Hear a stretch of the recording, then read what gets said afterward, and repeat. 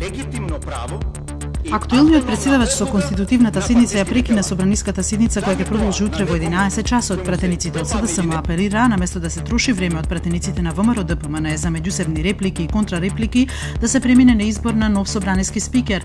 Во денешната расправа Джевата Демиот Дуи, зборувајќи за односот ВМРО ДПМН и Дуи, рече дека не постигнале согласност за влада само поради специјалното јавно обвинителство.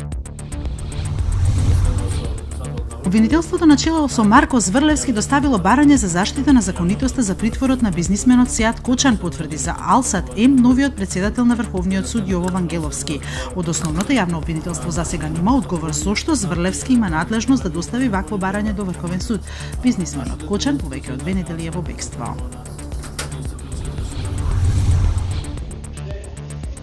Специјалното јавно обвинителство до Советот за утврдување на факти поднесе представки за утврдување на одговорност на судиите Елена Илиевска Јосифовиќ и Татјана Михајлова. Со представките е побарано да се испита работата на судиите од аспект на нестручно и несовесно вршење на судиската функција.